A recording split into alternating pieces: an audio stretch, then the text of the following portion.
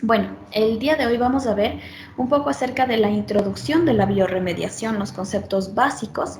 Vamos a ver los tipos de residuos y pues vamos a sí, ver un poco también acerca de los compuestos xenobióticos, ¿sí? Entonces, bueno, vamos a desglosar un poquito, ¿sí?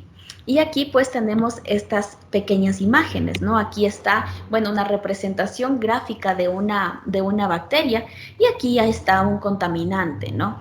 Entonces es el proceso por el cual vamos a utilizar, sí es verdad, los microorganismos van a ser los agentes primordiales en este proceso, en un proceso de contaminación, ¿sí? Como sabemos, pues uno de los mayores, bueno, tenemos muchos contaminantes a nivel general, pero el que más impacto se podría decir que ha tenido en cuanto a noticias y el impacto en el ambiente como tal ha sido el petróleo, ¿no? Hemos escuchado en las noticias derrame de crudo, derrame de petróleo, lo cual pues ha generado, se ha vuelto un contaminante, ¿no? Pese que este recurso se utiliza pues para la elaboración de una infinidad de artículos y por eso es tan preciado, también se le conoce como el oro negro, ¿no? Entonces, viendo que hay esta contaminación y demás, pues a mediados del siglo XX, pues se desarrollaron las primeras investigaciones encaminadas al uso de qué cosa, de los microorganismos, con la capacidad de degradar contaminantes. Entre los principales tenemos a los hidrocarburos, ¿sí? Entonces, es el uso intencional de estos para que puedan ayudar, ¿no?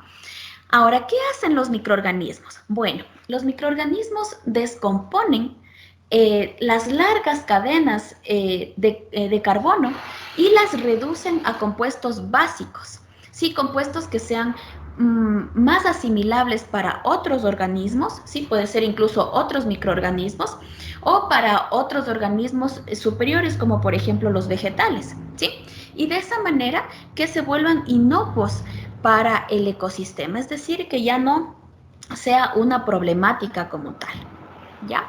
Así, de esa manera, es como la naturaleza se va a proteger frente a cualquier evento de contaminación, porque, pues, como sabemos, también tenemos otras técnicas para remediar algún daño. Tenemos técnicas físicas, técnicas químicas, ¿sí? Y debemos saber que la biorremediación como tal, pues, es el proceso más acertado y también el que más se podría utilizar para ello, ¿no? Entonces, bueno, dando un concepto, ¿sí? Como tal, que los conceptos que me acaban de dar estuvieron muy bien. Y aquí pues les dejo un ejemplo también de esto, que sería pues el proceso de descontaminación, donde utilizamos microorganismos, ¿sí? Ahora, ¿para qué queremos eso? Es para remediar algún proceso de contaminación, ¿sí? Este proceso normalmente la naturaleza solita se puede curarla, podríamos decir así, ¿sí? Ella solita puede remediarse, pero lamentablemente hay ciertos contaminantes provocados por el hombre que se mantienen mucho más tiempo del que debería, ¿sí? Entonces, cuando eso sucede, puede alterar ecosistemas. He ahí donde los biotecnólogos ingresan para estos procesos de biorremediación y van a acelerar el mismo, ¿sí? Ahora, es importante saber que representa la solución final y definitiva de cualquier proceso de descontaminación como tal. Hay diferentes procesos donde se puede empezar en un inicio con un proceso físico, ¿sí? Tal vez algún proceso químico, pero el porcentaje de remoción del contaminante no va a ser la deseada. Entonces, ingresamos con la parte de biorremediación con diferentes metodologías, dependiendo de la que sea más, la más apta, dependiendo del tema, ¿no? y con eso pues logramos porcentajes de bioremoción bastante aceptables. ¿Ya? Vuelvo y repito, los microorganismos como tal van a descomponer los hidrocarburos, básicamente, bueno, en un proceso completamente eficiente, ¿sí? Los microorganismos pues descomponen las grandes cadenas carbonatadas a dióxido de carbono, agua y residuos orgánicos, ¿sí? Ese es el fin máximo que se puede llegar. Con esto, pues, como sabemos, es inocuo para un ecosistema donde tranquilamente, digamos, el dióxido de carbono generado puede ser absorbido por las mismas plantas para su proceso de fotosíntesis, el agua de la misma manera, y los residuos orgánicos pueden quedarse y abonar en suelo, etcétera, ¿no? Dependiendo dónde esté la contaminación. Ahora, estos microorganismos, una vez que cumplen su función, ya se acaba su fuente de alimento, que sería en este caso un hidrocarburo, ¿sí? Por ponerles el ejemplo. Al acabarse la fuente de alimento, entonces lo más importante de estos procesos es que no tenemos esa problemática de que, y bueno, luego qué hago con las bacterias, ¿no? Entonces, simplemente mueren y se vuelven a integrar al ciclo del alimento proteico para otros organismos vivos. ¿Ya? Entonces, de esa manera, pues, no tenemos ese remanente, ese sobrante que no sabríamos luego qué hacer. ¿Sí? Entonces, bueno, aquí ya les dije que se puede complementar también con otros procesos tradicionales, ¿no? Ahora, tenemos ciertos conceptos para no olvidar y que ustedes también ya lo utilizaron. Cuando dicen la palabra remediar, cuando yo digo remediar alguna cosa, pues es resolver un problema. En este caso, pues puede ser de algún contaminante o incluso cualquier problema en general, ¿no? Remediar tal vez que se nos rompió un florero y demás. Entonces ahí utilizamos la palabra remediar. Pero cuando añadimos estas tres letras, bio, remediar, siempre nos vamos a grabar que cuando estén esas tres palabras intervienen organismos vivos, ¿sí? Entonces, como les dije, pues a mediados del siglo XX empezaron con el uso de esta palabra de bioremediación, cuando utilizaron pues los microorganismos para degradar los contaminantes como tal. Entonces, bueno, ya luego, pues empezaron a utilizar los invertidos de gasolina, ya más o menos en los años 70, en los años 80, en cambio, pues se vuelve como que una manera de realizar estos procesos de una forma más eficiente también, ¿sí? Y en la actualidad, pues en la parte de bioremediación, estamos en la lucha, ¿sí? Los biotecnólogos, de concientizar a todo el planeta, principalmente a las compañías, ¿sí? A las industrias como tal, porque esta técnica, aún, aunque su palabra como que ya está siendo un poco popular, en realidad las técnicas como tal son poco reconocidas. Y a nivel industrial, cuando escuchan la palabra bioremediación, lo que se les viene a la mente a los gerentes y demás es dinero, dinero que voy a gastar y que no voy a recuperar, ¿sí? Es como que un dinero extra que les toca por tal vez alguna normativa que tengan que cumplir, pero no lo ven desde el otro punto de vista, donde pues se puede realizar estas técnicas y se puede obtener ciertos materiales en beneficio y ya no verle a nivel industrial como un gasto extra, sino más bien como una inversión, ¿sí? Bueno, los pasos a nivel general, la recogida, ¿sí? Que es el paso inicial para aplicar una técnica de bioremediación, donde tomamos muestras del área contaminada para ver qué cantidad. Eso es sumamente importante, saber desde dónde partir, ¿ya? Ver con cuánto contaminante, de qué estamos hablando, ¿no? Porque muchas de las veces pues, y eso ha sucedido en ciertas tesis. Por ejemplo, dicen, bueno, yo quiero biorremediar el suelo de, me acuerdo el último, era de una minera, sí, de una minera incluso clandestina, pero que tenían que ya por el proceso de contaminación puedan darse cuenta porque había un río aguas abajo, sí, entonces estaban un poco preocupados, pero querían ya establecer una técnica de bioremediación bastante compleja, bastante costosa, ¿sí? Pero no tenían ni idea de cuánto contaminante había en ese suelo, ¿no? Y después, antes de empezar la tesis, pues lo primero que deben hacer es tomar un muestreo antes de plantear la tesis, ¿sí? Porque, ¿qué es lo que sucedió?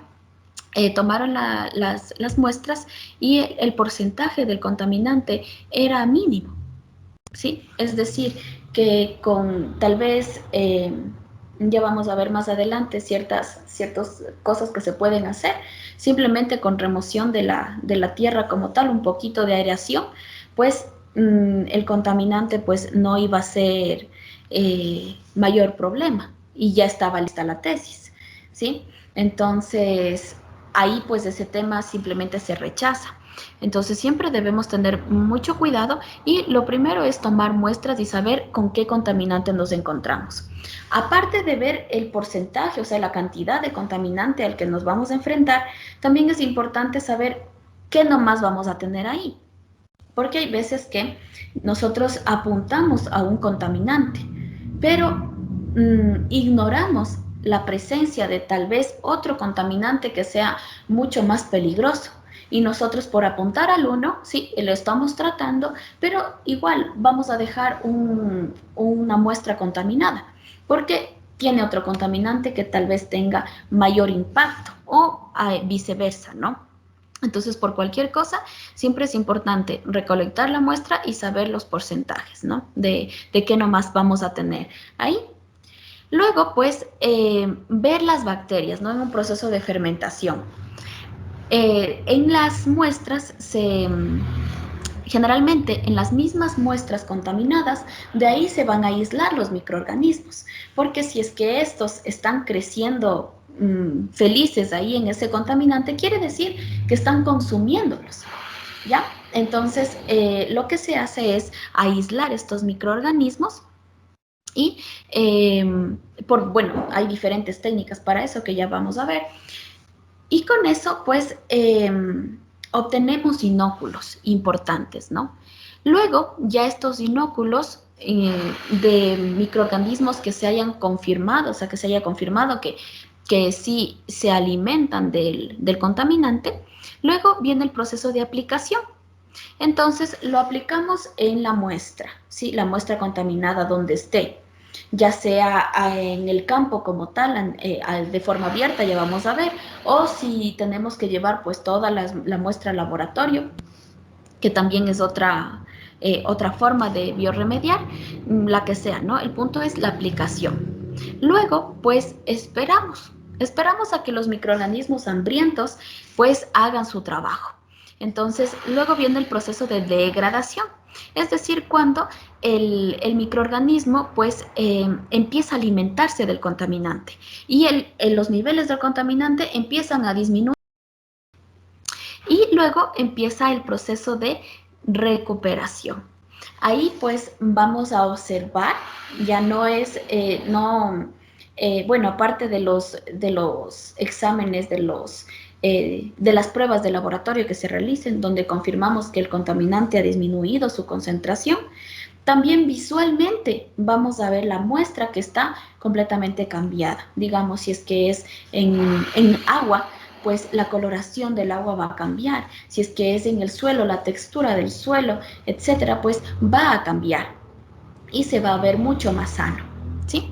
Entonces, con eso, una vez que ya visualmente se vea, ¿sí? Se sienta uno a gusto, que no haya rastros de este contaminante, pues podríamos decir que ese ecosistema pues está a salvo y que se ha hecho un buen proceso de biorremediación. ¿ya? Hay veces que, por ejemplo, ya se hace todo este proceso y el punto de recuperación es bastante larga. Entonces muchas empresas se desesperan y empiezan a aplicar otras técnicas que en lugar de aportar y ayudar a la mejora, pues en realidad obstaculizan la metodología que se estaba aplicando y entorpecen procesos y luego pues terminan esperando incluso más tiempo del esperado. Ahora, ¿dónde puedo bioremediar? ¿En dónde nomás se puede realizar estos procesos? Bueno, prácticamente pues en cualquier ecosistema, en cualquier ambiente, en el suelo, en el mismo subsuelo, en ambientes marinos, ¿sí? Como aquí podemos observar las, las imágenes. Miren aquí, pues hubo un derrame de crudo. Miren la mancha tan grande que se está produciendo. Y nosotros sabemos, lamentablemente, cuál es la consecuencia del mismo. Más que nada para las especies marinas. El crudo como tal, el petróleo, es bastante espeso. Lo cual, pues, incluso imposibilita la capacidad de observar de las especies, de respirar las mismas, incluso de movilizarse y terminan muriendo, ¿no? Bueno, aguas portuarias también, zonas arenosas, rocosas. En sí, podríamos bioremediar cualquier zona que se disponga una mínima cantidad de oxígeno libre. ¿Por qué es esto? Bueno, si bien es cierto, como sabemos, hay bacterias que son anaerobias y que pueden trabajar en este medio. Pero por lo general, para la bioremediación se necesitan bacterias de tipo aerobias, ¿sí? O aerobias facultativas. ¿Ya? Entonces, con una pequeña cantidad de oxígeno libre que se tenga, pues es más que suficiente para poder empezar un proceso de bioremediación. Ahora, ¿por qué bioremediar? Bueno, en principio, eh, bueno, tendré que decirlo así, el ser humano es bastante egoísta en cierto punto, porque desde siempre, para cualquier mejora que haya, siempre está por, en principio, mejorar la calidad de vida del ser humano, ¿sí?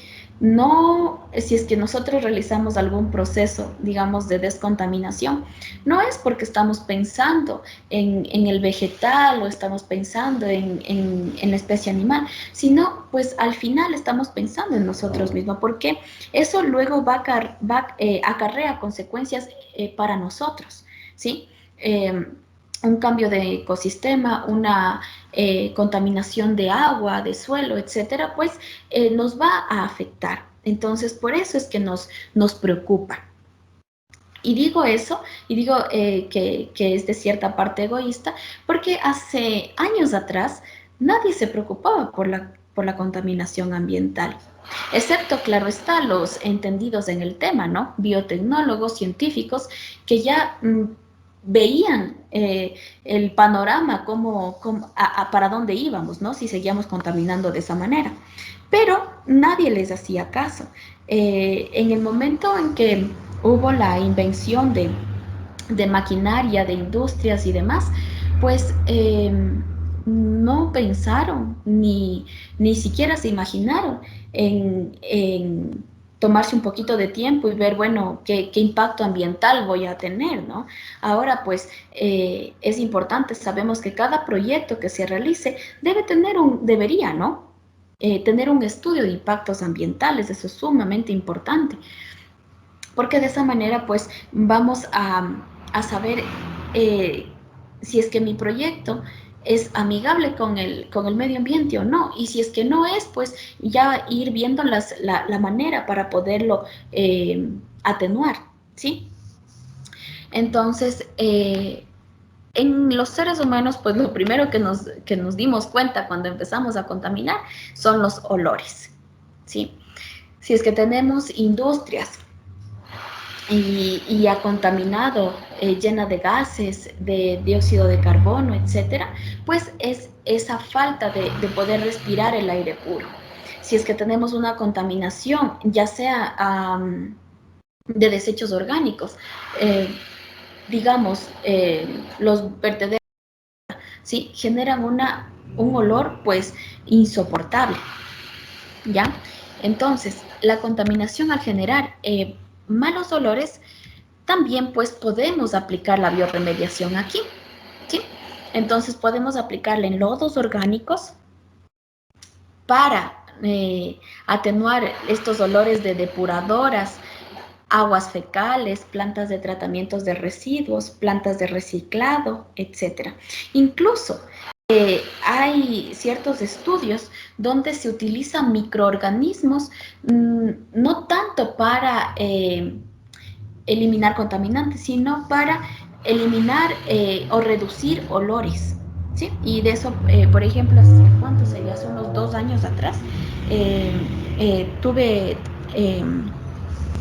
dirigí una tesis, pues, de este estilo, donde se aisló ciertos microorganismos, ciertas cepas, donde se utilizaba para eliminar olores, ¿sí? Bueno, no eliminarlos, sino al menos atenuarlos.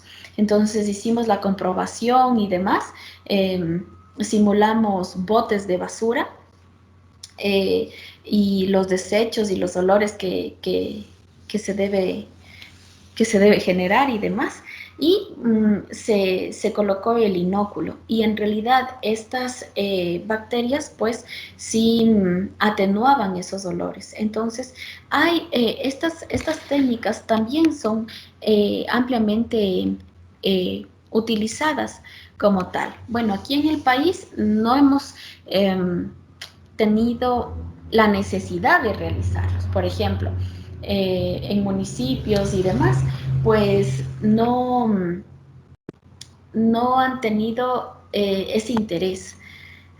Lo han visto interesante, ¿no? Sí, es interesante, pero es un gasto que lo ven ellos, ¿no? ¿Y es para qué? Para que no tenga ese mal olor. Pero bueno, ahora pues los botaderos de basura y demás, pues los tenemos como que por las afueras. Entonces, personas que vivan cerca, pues son muy pocas, entonces no amerita como que el gasto. Pero vamos a ver que algún momento esto pues se puede aplicar cuando ya se nos vaya de las manos, ¿no? También podemos aplicar la biorremediación al lecho de ríos, pantanos, incluso estanques, ¿sí? Alcantarillas, lixiviados, la misma basura orgánica, ¿sí? En los contenedores de basura que a veces no sé si se olvidan o algo pasa, pero se quedan como 2 semanas ahí con la basura y hay lixiviados, olores terribles y luego los retiran, ¿no? Entonces incluso hasta ahí se puede aplicar técnicas de biorremediación. Así que el alcance es bastante grande, ¿no? Listo. Bueno, ahora vamos a pasar, bueno, una vez que ya realizamos la introducción, comprendemos la importancia de esta asignatura de la biorremediación como tal, sabemos en dónde se puede aplicar, qué es la biorremediación, ¿sí? Donde pues todos desde un inicio estuvieron bastante acertados. Vamos a ver el siguiente tema, que son los tipos de residuos. El residuo como tal, pues es una sustancia, un objeto, ¿sí? Que es el resultado del consumo o después del uso de, ya sea a nivel doméstico, a nivel comercial, a nivel industrial, a nivel, etcétera, ¿sí? Eh, en comerciales y demás, pues ya la persona que adquirió el material, pues ya no lo necesita, ¿sí? Cuando ya no lo necesita, se convierte en un residuo. Ahora, este residuo como tal puede aprovecharse o transformarse incluso en un nuevo bien, dependiendo del tipo de residuo que sea, ¿sí? Eso es importante saberlo. No todos los residuos se pueden reutilizar o tal vez que sean como una fuente de materia prima para fabricar otras cosas. Ya vamos a ver que va a haber algunos residuos que sí se puede hacer algo y otros pues que ya no, ¿no? Entonces, por eso aquí vamos a tener algunas clasificaciones. En lo general, pues pueden dividirse en aprovechables y los no aprovechables. ¿Ya? Entonces, bueno, aquí les dejo el concepto como tal de residuo y algo que se me olvidó. Transformar en un nuevo bien generado con un nuevo valor económico, ¿sí? Y esta parte, el nuevo valor económico, es el que les interesa a las industrias. Porque en la parte de biorremediación necesitamos saber los tipos de residuos? Porque nosotros debemos primero identificar cuál es nuestro contaminante. Y hay veces que un residuo se puede convertir en un contaminante si es que se encuentra en una cantidad excesiva que moleste a una población, ¿sí? O a cierto número de personas. Entonces, cuando eso suceda, pues podemos aplicar esta biorremediación y darle un valor a este residuo. Es decir, se le puede utilizar como materia prima para otros, para fabricar otros implementos, o se puede reutilizar, o se puede dar diferentes disposiciones. Y con eso, la persona que obtuvo este residuo, pues puede obtener un valor económico a cambio de ello. Entonces, a nivel industrial, nosotros debemos ser muy inteligentes y ganárnoslo de esa manera, ¿no? Porque cuando ustedes ya salgan al ámbito laboral, pues, y desean realizar estas técnicas en biorremediación y demás, ustedes golpean las puertas de las industrias, dicen, ¿saben qué? Pues vi que ustedes no tienen una planta de biorremediación para sus residuos y que no sé qué. Créanme que los gerentes, pues lo primero que van a pensar es que es un gasto extra, ¿sí? Pero si ustedes pueden estudiarlo previamente y decir, mire, usted, si es verdad, al principio pues va a invertir tanto, ¿sí? Pero luego tal vez con este aprovechamiento se puede revender o se puede fabricar otra cosa, dependiendo del tema, ¿no? Que es bastante amplio. Y usted va a generar luego pues tanto tales ganancias. Entonces, claro, ahí sí, para los gerentes de industrias y demás, ya es atractivo. Entonces dicen, bueno, a ver, estoy cumpliendo con la norma, no me van a multar, no va a haber ningún inconveniente por ese lado y de paso voy a tal vez obtener regalías económicas, perfecto. Entonces ahí sí les va a gustar el negocio y ustedes van a ser contratados, ¿ya? Así que debemos conocer, ¿sí? Estos residuos. Lo más importante, bueno, a lo que se quiere llegar a nivel general es tratar de generar un residuo cero. O sea, ya no tener esta palabrita que se llame residuo, sino pues ya que la mayoría de cosas se puedan aprovechar y vuelva al círculo de producción, ¿sí? Entonces, bueno, también tenemos otra clasificación de los residuos, que son los residuos peligrosos y los residuos no peligrosos. Los residuos no peligrosos, pues es como que un poquito más simple, ¿no? De comprender.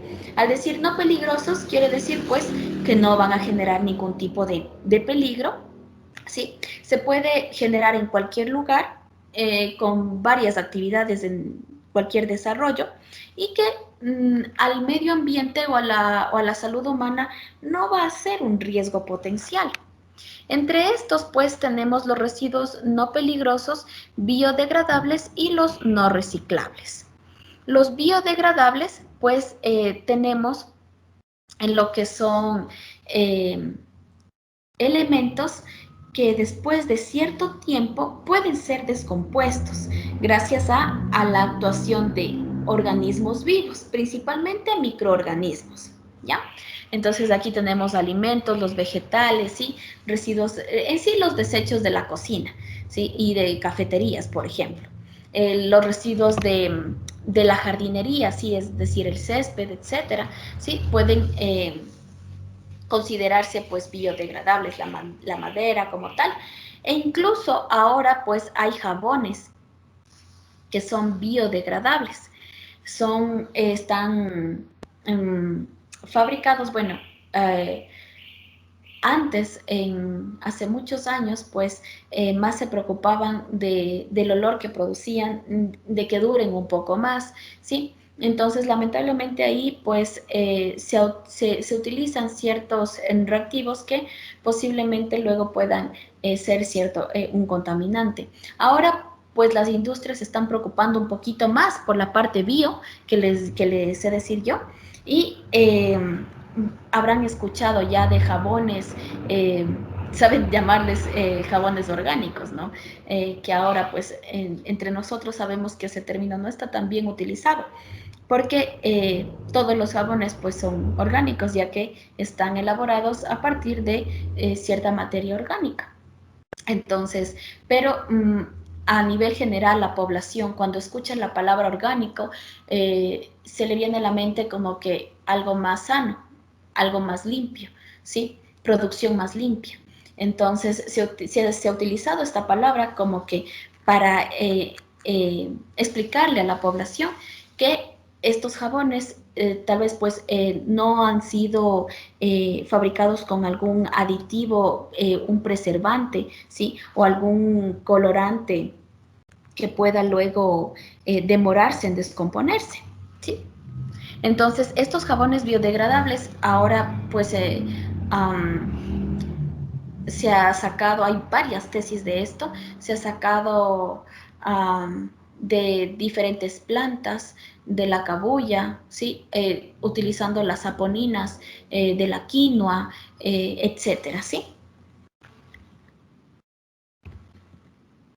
Y lo importante de estos residuos es que no van a presentar corrosión, ¿sí?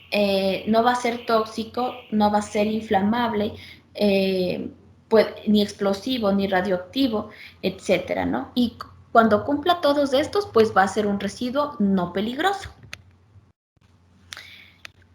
Y no tiene valor para quien lo genera. Por ejemplo, nosotros en nuestros hogares, después de cocinar y demás, pues las cáscaras y eso, pues para nosotros no tiene valor alguno y eso simplemente pues lo desechamos a la basura. ¿Es un residuo no peligroso? Sí, no es peligroso en ningún momento, es decir, si es que nosotros nos olvidamos de botar la basura 1, 2, 3 días, pues aparte del olor que va a ser molesto, no va a ser peligroso como tal o va a tener la posibilidad de una explosión o alguna cosa, nada que ver, ¿no? Entonces, de esa manera, pues vamos a identificar estos residuos no peligrosos.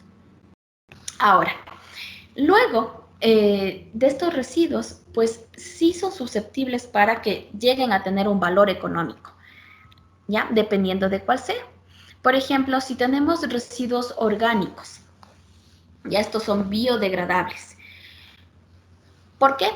Porque estos, si es que nosotros colocamos en la tierra, los troceamos así y vemos que luego, pues en 1, 2 semanas, ya no lo vamos a observar de la misma manera como estaba hecho. Por ejemplo, esta cáscara de plátano.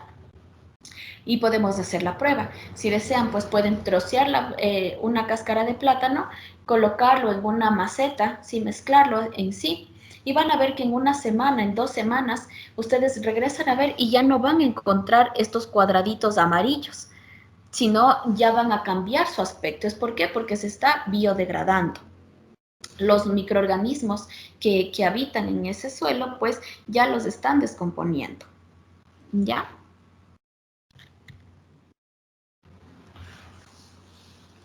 Tenemos también lo que son los residuos sólidos. Los residuos sólidos, pues, como su nombre lo indica, están en estado sólido, ¿no? Vamos a tener residuos líquidos también y podemos tener entre los residuos sólidos residuos reciclables.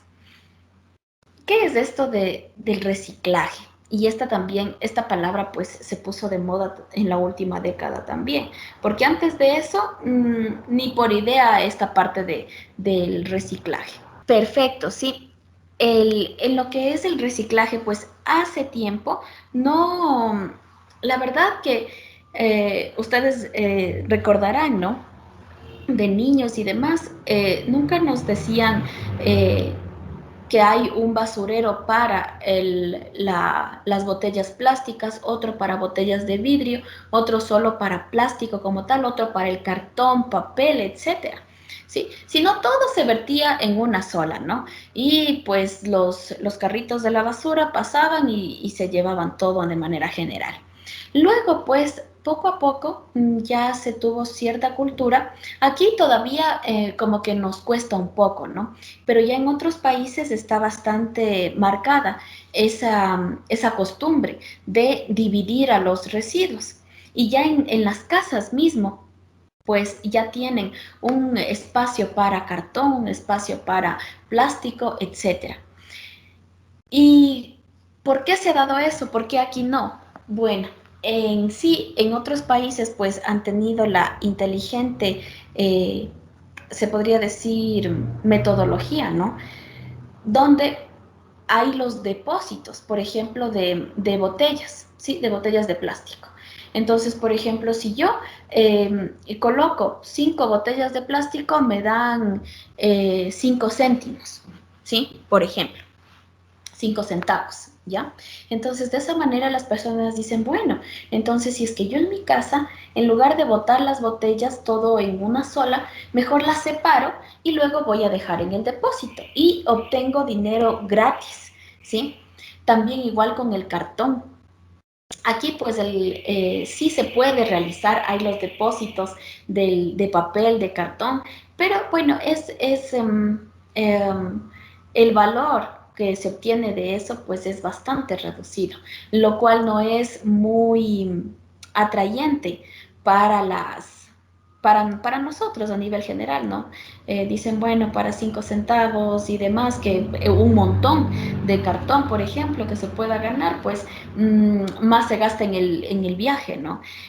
Pero es porque aquí no le damos la total importancia de eso. Pero yo estoy segura que ya en un tiempito, pues vamos a, a manejarnos de la misma manera, así como en los países desarrollados. Entonces, en estos residuos reciclables, sí, que estaba muy bien los ejemplos que pusieron, el cartón, el plástico, sí, el vidrio como tal, pues están captando ciertas empresas para que puedan ser aprovechados, puedan ser reutilizados, y es la campaña, por ejemplo, de Coca-Cola, que no sé si seguirá, pero en un tiempo lo hizo, ¿sí? De los envases retornables, ¿no? Que decían, bueno, se compraba la Coca-Cola en el frasco así de vidrio, eso se regresaba y la siguiente compra pues me salía menos, ¿ya? Entonces, asimismo, pues otras empresas también captan estas botellas de vidrio, ya sea para reutilizarlas o para que sean utilizadas como materia prima para la elaboración de otros productos. Ya aquí he visto pues varios emprendimientos sobre el caso. Por ejemplo, tenemos ciertos adornos para la casa, ¿sí? En base a botellas de vidrio, en base a plásticos, se, que veo que se han realizado de esa manera. El cartón, pues ni para qué mencionarlo, junto con el papel, pues es materia prima para volverlo al ciclo de producción y obtener otro papel, ¿sí? U otro tipo de cartón. Entonces, incluso hay ciertos residuos reciclables, por ejemplo, el material orgánico, ¿sí? Que salga, digamos, de restos de vegetales y de comida y demás, pues pueden ser utilizados como materia prima, como energía, ¿sí? Como fuente energética para que funcione alguna planta de tratamiento, ¿sí? O en el caso, por ejemplo, que yo estoy trabajando proyecto de investigación para generación de bioelectricidad. ¿Qué es lo que vimos pues a lo largo de estos años? Que las bacterias pues prefieren más estos residuos vegetales, ¿sí? De frutas y verduras, y que con este residuo pues se obtiene una mayor cantidad de bioelectricidad después de cierto tiempo, una producción mejor en comparación, digamos, si es que yo les pongo simplemente glucosa o le pongo algún medio de cultivo artificial, por llamarlo así. ¿Sí? Entonces, lo importante es que después de ciertos procesos, estos residuos son aplicables. Ya, con esto, pues aquí estamos viendo no residuos, sino dinero, porque estos tienen al principio, pues el residuo para la persona que lo genera no tiene valor económico, puede transformarse en un valor económico. ¿Ya? Ahora, bueno, nosotros en la parte de bioremediación más trabajamos con los residuos reciclables, ¿no? En esta parte pues podemos hacer maravillas con ellos. Sin embargo, también tenemos los residuos no reciclables, ¿sí? ¿Qué es esto? Estos residuos ya no adquieren esa palabrita de residuo como tal, sino ya un desecho. Y al decir desecho, quiere decir que no se puede, o sea, no va a ser tan fácil aprovecharlo, ¿sí? Sino que va a tener algunos, pues simplemente ya no se puede hacer nada y se acumulan y se acumulan. Y ahí sí podemos llegar a tener un contaminante serio, ¿ya? Hay otros residuos no reciclables que, bueno, pueden pasar un sinnúmero de procesos, pero para tal vez reutilizarlos. Pero eso no se realiza. ¿Por qué? Porque es muy costoso. Entonces, les va a salir mucho más caro el someterles a diferentes procesos para que recién se pueda reutilizar que utilizar tal vez otro tipo de residuo. Entonces, entre estos tenemos, por ejemplo, los envoltorios de las golosinas que están con un plástico metalizadas que como se les ve, ese brillito, ese plateado, pues eso ya no deja que se pueda reutilizar como tal. Hay ciertos envases de comida, el papel fotografía también, el celofán que se utiliza, los lentes, ¿ya? En sí estos, pues el calzado como tal, toallas sanitarias, por eso también hay esta campaña de utilizar las copas para las mujeres y demás, bolsitas de fritura, incluso los hisopos, las curitas, pues ese plástico, lamentablemente los pañales pues también lo tienen, no tienen una facilidad de biodegradación. Es por eso que, por ejemplo, lamentablemente, ¿sí? Uno cuando sale, digamos, de paseo al campo y demás, pues si es que hay asentamientos humanos por ahí, lamentablemente hay residuos, sí, hay esta basura, restos de pañales o toallas y demás que eso ustedes pasan por ahí, ¿sí? Y lo dejan ahí, pues después de 2 años van a pasar y lo van a ver ahí igual, ¿sí? Si es que alguien no lo ha movido, lo van a ver ahí. ¿Y eso por qué es? Porque no son susceptibles de biodegradación, ¿ya? Incluso los preservativos también, las colillas de los cigarros, ¿sí? Y estos, pues, como les decía, se acumulan.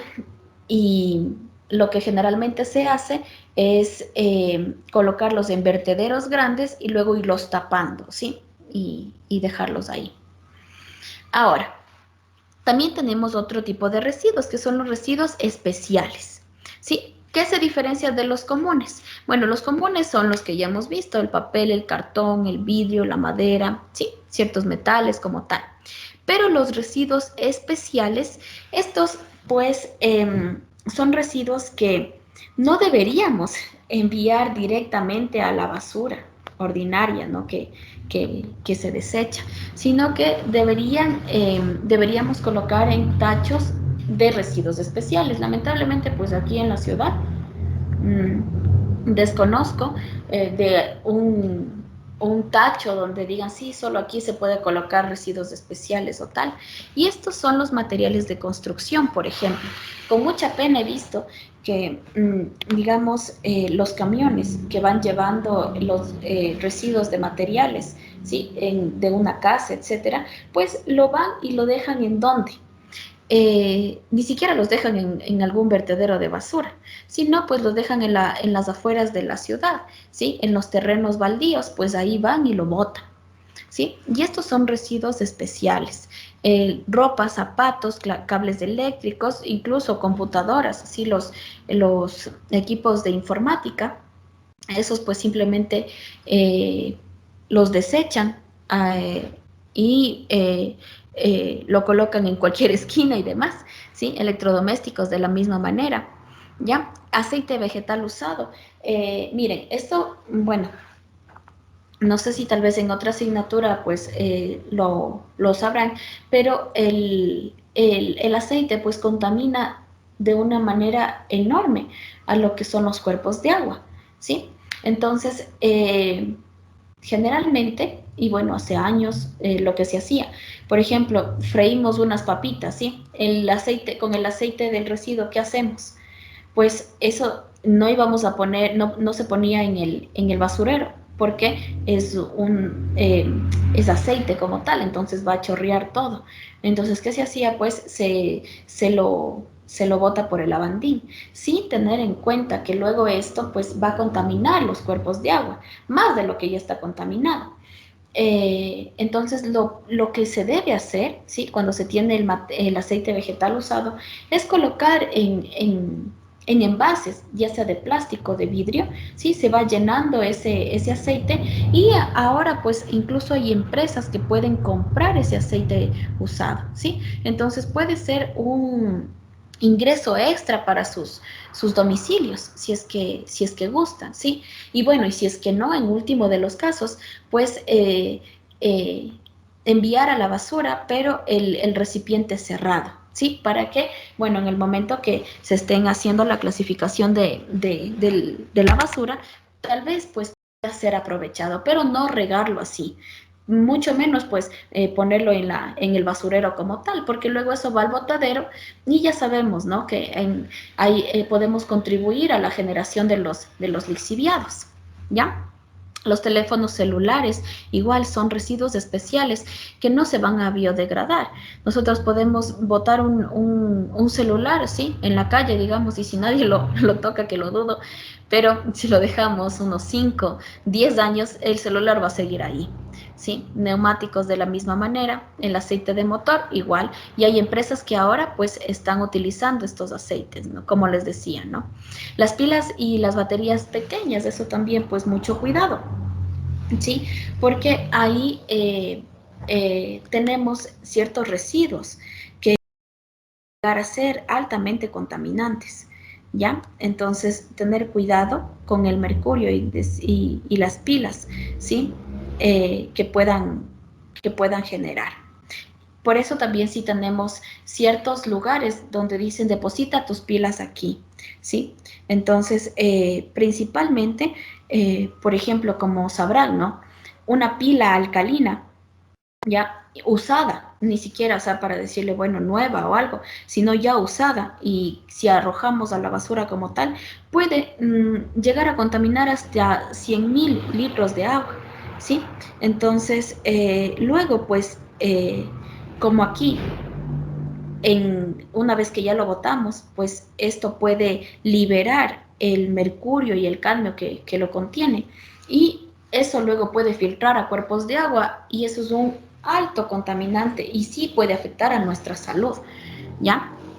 Entonces, pilas y baterías, pues sabemos que no podemos desecharlas así por así, ¿no? ¿Ya?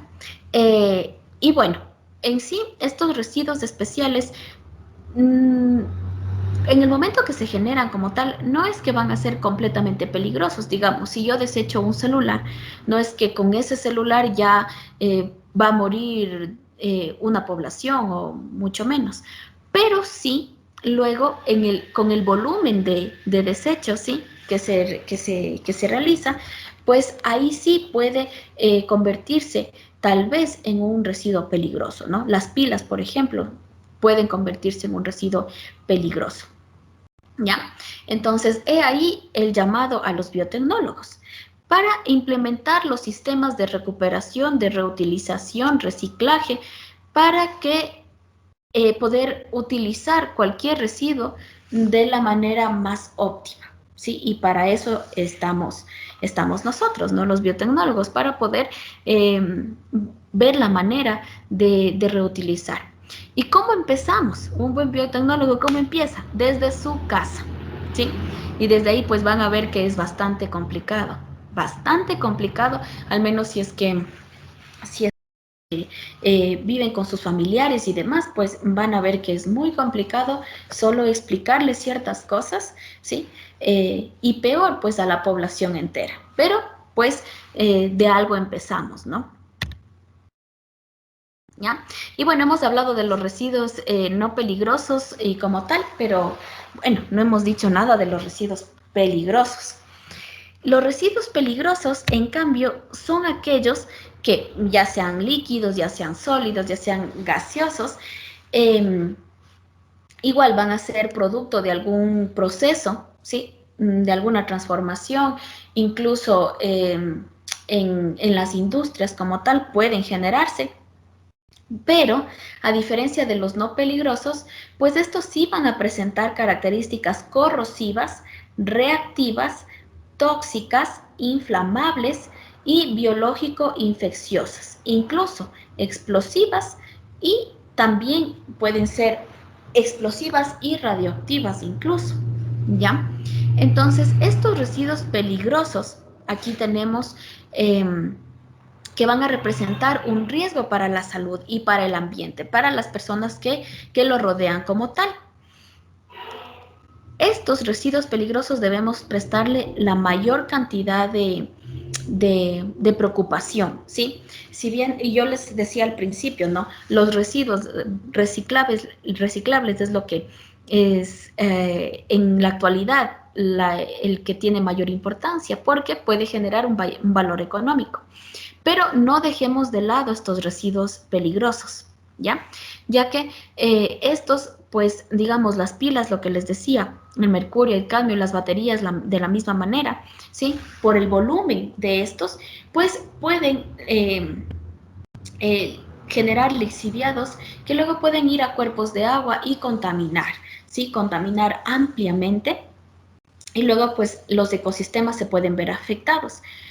¿Y qué tal si es que, qué sé yo, alguna industria irresponsable elimina, digamos, unas 300 pilas por ahí, ¿sí? Y es tan irresponsable que elimina en cualquier terreno, ¿sí? Sin darse cuenta que, por ejemplo, luego empieza esto a lixiviar y debajo, ¿sí? De ese suelo, pues tal vez hubo un torrente de agua, ¿sí? Un cuerpo acuífero subterráneo, que luego eso va a parar ¿a dónde? Digamos a un río, ¿ya? Y ese río, ustedes saben que alimenta a las poblaciones.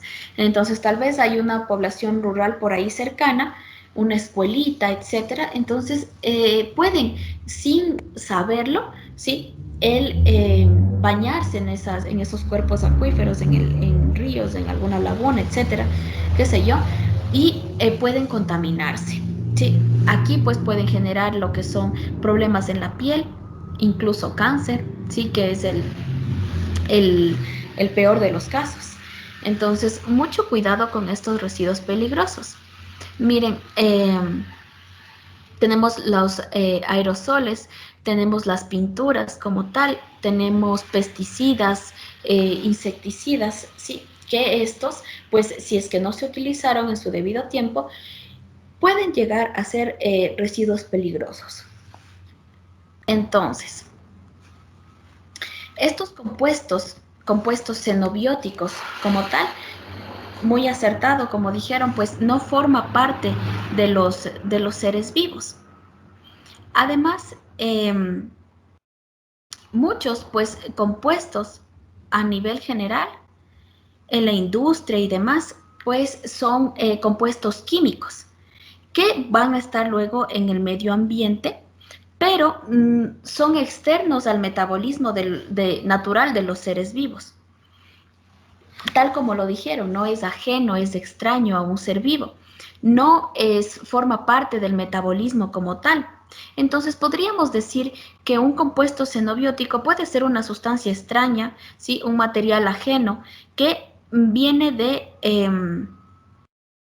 ajeno completamente metabolismo, ¿sí? A una parte de un ser vivo, ¿ya?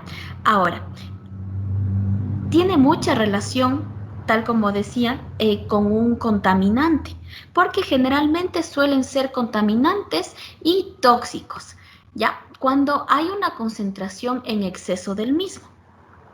Entonces, bueno, en sí, para que sea considerado tóxico, ¿sí? O algo que cause daño como tal, pues debe tener un efecto en el organismo vivo, ¿sí? Y hay la relación con la dosis, ¿sí? Versus la respuesta, porque, por ejemplo, ¿sí?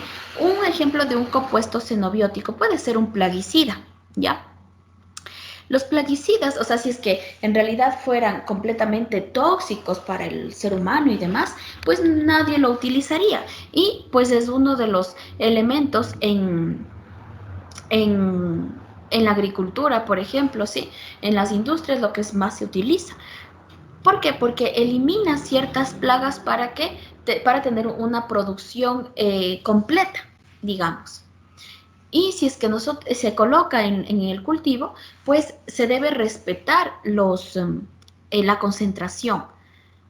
Con lo cual, pues aquí en el país tenemos un grave problema de eso, porque siempre tenemos esa mala idea de que si ponemos un poquito más va a ser mejor, ¿sí? Y no tomamos en cuenta las concentraciones ni las instrucciones de uso de las cosas. Lamentablemente, pues en nuestra idiosincrasia somos así. Y en la parte de la agricultura, pues muchos dicen, bueno, pero a ver si me resultó bien, pero si yo le pongo un poquito más, entonces ninguna plaga ni siquiera se va a aparecer por aquí. Pero no toman en cuenta que están gastando más, están contaminando más y tal vez están volviendo un poco tóxico a su producto. Entonces, bueno, en la actualidad hay muchas campañas para concientización y para enseñar, ¿no? Esta parte, que no es que si ponemos un poquito más es mejor, sino que en estos compuestos xenobióticos debemos tener mucho cuidado en cuanto a las concentraciones, ¿ya? Y bueno, para que sea considerado el contaminante, un contaminante como tal, pues es un concepto bastante amplio, ¿sí? Entonces, estos efectos tóxicos que pueden producir son netamente en las células, ¿sí? De cualquier organismo vivo. Entonces, cuando se tiene estos problemas, ahí se le considera ya como un contaminante o como un tóxico, que generalmente pues estos son, ¿no? Para la clasificación de los mismos, eh, hay una amplia clasificación. Podemos clasificarlos por su origen, podemos clasificarles por la aplicación que tienen, tal vez por la acción que mantengan, ya sea biológica, ya sea bioquímica, ¿sí? ¿Qué rutas metabólicas tal vez de ellos, estos compuestos xenobióticos vayan a eliminar o algo, por la reactividad metabólica, por la naturaleza que tengan, ¿sí? Puede ser de naturaleza física, puede ser de naturaleza biológica también, ¿no? E incluso de naturaleza química. Y ya vamos a ver cómo los clasificamos, ¿sí? Miren, aquí pues tenemos esta clasificación que les decía. Por ejemplo, para lo que es según su origen, puede ser intencionado o el casual, se podría decir así, ¿no? A esto pues se refiere con desechos urbanos, ciertos desechos industriales, desechos de explotaciones mineras, de tal vez explotación agrícola que se tenga. Entonces ahí es cuando es un xenobiótico intencionado porque nosotros lo estamos generándolo como tal, ¿no? También puede ser de diferente procedencia, ya sea, digamos, el cigarrillo, los conservantes que se utilizan en la mayoría de cosas, ¿sí? Estabilizantes incluso, plaguicidas también, ¿sí? Eso viéndolo desde el punto de vista del origen, ¿no? Según las aplicaciones que tenemos. Bueno, en las aplicaciones, pues, puede ser medicamentos, ¿sí? Algunos de uso industrial, de uso doméstico también, ¿sí? De acuerdo a lo que se vaya a aplicar, lo que se vaya a utilizar. Ahora, según la naturaleza, pues les decía, ¿no? Puede ser tanto física, química o biológica. De naturaleza física como tal, se consideran contaminantes, ¿sí? Cuando tenemos algún, qué sé yo, residuo de alguna minera, ¿sí? En especial cuando colocamos a ciertos químicos para la extracción de ciertos minerales, pues aquí pues lo podemos considerar como un contaminante. ¿Ya? Digamos, un contaminante, un xenobiótico de naturaleza química, puede ser los tintes, ¿sí? Los colorantes, por ejemplo, podemos tener ahí. Y tenemos también los de naturaleza biológica. Ahora, estos xenobióticos de naturaleza biológica son un poquito especiales, ¿sí? Porque si bien es cierto, y, en un inicio pues decíamos que eh, son ajenos a los seres vivos como tal, pero se les considera xenobióticos de naturaleza biológica a ciertos compuestos que pueden proceder, digamos, de un virus, ¿ya? De algún residuo fecal, por ejemplo, ¿sí? De un matadero, etcétera. Entonces, podríamos eh, de esa naturaleza, ¿no? Por eso decía, pues, esta parte de los xenobióticos de naturaleza biológica son un poquito especiales, ¿no? Ahora, según la acción biológica, según qué es lo que hacen, ¿no? Pueden ser inhibidores, desacoplantes o mutágenos. En cuanto a inhibidores, pues podemos parar, ¿sí? Ciertas rutas metabólicas importantes para algún ser vivo. En acción biológica, digamos, los mismos plaguicidas, ¿no? O insecticidas. Estos, pues, matan a, digamos, a mosquitos, a cucarachas, etcétera. ¿Y cómo lo hacen? Pues ingresando a sus células para inhibir los procesos de las mismas, ¿no? Ya sean paralizando a la plaga, ¿sí? O, y evitando que pueda alimentarse y pueda reproducirse, o netamente pues atacando al núcleo celular, eliminando el material genético y de esa manera pues eh, deshaciéndonos, ¿no? De estas especies. Desacoplantes, ¿a qué nos referimos con eso? Bueno, a las rutas metabólicas como tal, en lo que es el proceso del transporte de electrones y fosforilación oxidativa. ¿Sí? En desacoplantes quiere decir que van a intervenir en alguna de estas etapas, en alguno de estos complejos tal vez que se utilizan en los transportes de electrones, impidiendo que se pueda generar el ATP y por ende pues va a tener una afectación en ese ser vivo. Mutágenos, pues a mutaciones a nivel general, donde pueden causar daño al material genético principalmente y con eso pues causar la destrucción del individuo, ¿no? Eso por un lado. También tenemos lo que es la reactividad metabólica, que pueden ser biodegradables, persistentes o bioacumulables. Cuando decimos biodegradables, pues ya vimos un poquito, hablamos un poquito de eso en los mismos residuos, donde estos xenobióticos, pues, después de cierto tiempo pueden ser aprovechados por otros organismos, ¿no? Siempre y cuando hayan pasado algún proceso para que puedan ser reutilizados, pero esto son contados los que son de este tipo. Los persistentes es la mayoría. ¿Qué quiere decir esto? Que durante el tiempo, o sea, estos van a persistir en la naturaleza, con lo cual pues pueden llegar a ser tóxicos. A esto es lo que yo me refiero con, digamos, los plaguicidas. Si es que nosotros colocamos más de lo normal, pues este residuo puede mantenerse en el suelo y lamentablemente, qué sé yo, tal vez tener una muy buena cosecha en principio, luego unas 2 buenas cosechas, 3 tal vez, pero ya a partir de la cuarta vamos a ver que ese suelo no resiste más. ¿Por qué? Porque se está acumulando todas estas toxinas y lo están volviendo, al contrario, en lugar de ser un suelo productivo, lo están volviendo árido. ¿Ya? Entonces, a esto se refiere con los persistentes. Y bioacumulables, en cambio, que se pueden mantener, digamos, como a nivel de absorción, puede ser en ciertos organismos vivos. O, por ejemplo, lo que sucede, si es que algún contaminante, digamos un pesticida, llega algún cuerpo de agua, ¿sí? Digamos al mar, ya, pongámoslo así. ¿Qué es lo que pasa? Pues los peces se alimentan de esto, ¿sí? Del agua y demás, y pueden bioacumular en sus órganos, en su interior, cierto contaminante, por ejemplo, el plomo, ¿ya? Entonces, qué sé yo,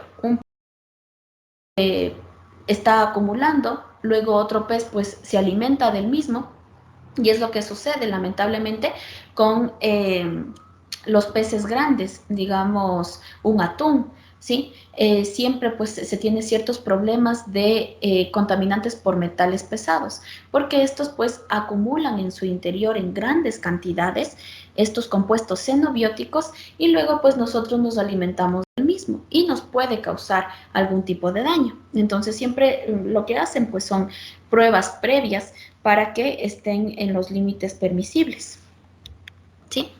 Y bueno, en la palabra xenobiótico a nivel general se deriva pues de xeno, que sería extraño o artificial, y bio, vida, como tal, ¿no? Ahora, tenemos estas clases de contaminantes químicos que, bueno, son como que la mayoría como tal. Y aquí tenemos una pequeña clasificación. Digamos, de tipos orgánicos, pues los podemos encontrar a los plaguicidas, en sí, insecticidas, herbicidas, o sea, eh, todos aquellos compuestos que van a eliminar algún organismo vivo que tal vez esté interfiriendo en la producción de algo, ¿sí? Nematocidas, por ejemplo, acaban con las producciones completas, ¿sí? Y eso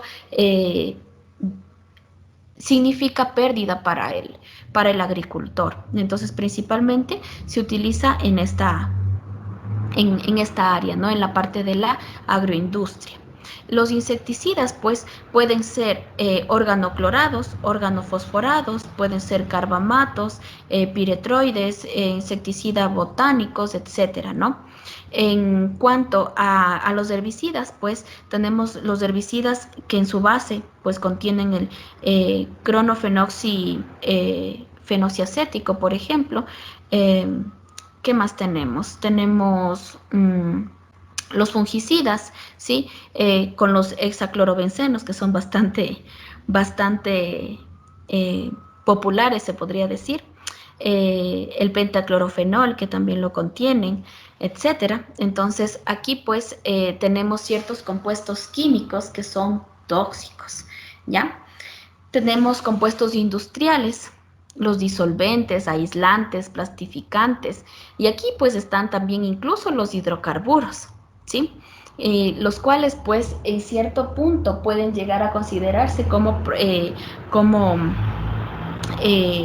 compuesto xenobiótico, ¿sí? ¿Qué más tenemos? Bueno, dioxinas, foranos, contaminantes persistentes en el medio, ¿sí? Los poliaromatic hidrocarburos, ¿sí? De naturaleza química, etcétera. Pues todos estos, lamentablemente, son considerados como xenobióticos, pero son necesarios para el equilibrio de producción de muchas cosas. Si bien es cierto ni por ejemplo en metales pesados, óxidos, ozonos, radicales libres, etcétera, pues se generan más, digamos, de la industria minera. Pero en cambio, ahí pues se llega a una gran controversia, donde también estamos inmiscuidos los biotecnólogos, donde pues hay, eh, mm, podría decirles, ahí está dividida pues estas opiniones, ¿no? Entre que estar a favor del uso de estos compuestos o en desacuerdo. Por ejemplo, están en contra de la minería, digamos, ¿no? Pero hay ciertas poblaciones que tal vez puede vivir de eso. Pero sí es verdad, hay el otro punto donde dicen, bueno, pero es que pueden dedicarse tal vez a otra actividad y etcétera, ¿no? Entonces, bueno, no quiero entrar en controversia, ya tendremos pues tiempo suficiente para conversar de cada uno de estas temáticas, pero sí es bastante complejo, bastante delicado el simplemente hecho de decir no se utilice. Por ejemplo, un agricultor que tiene sus parcelas de cultivo, decirle no utilice insecticidas, no utilice herbicidas, y genera sus productos libre de estos. Si él lo hace, les va a salir un poco más costoso, porque lamentablemente estamos infestados de esto, ¿sí? Es muy complicado el generar una producción muy buena sin estos, lamentablemente, ¿sí? Para nosotros, lo que nosotros, pues, como estamos estudiando esta parte, pues es más fácil el decirle no utilice. ¿Por qué? Por la contaminación que puede generar, la toxicidad que puede generar. Pero a nivel económico, pues es un poco delicado hacer eso. Hay ciertas empresas, ciertos agricultores que sí ponen en práctica esto, utilizan ciertos insecticidas eh, fabricados pues con otros implementos un poco caseros, pero si es que nos vamos ya a números como tal, pues su rentabilidad no es muy buena, a más de que haya pasado mucho tiempo en donde haya afinado bien estas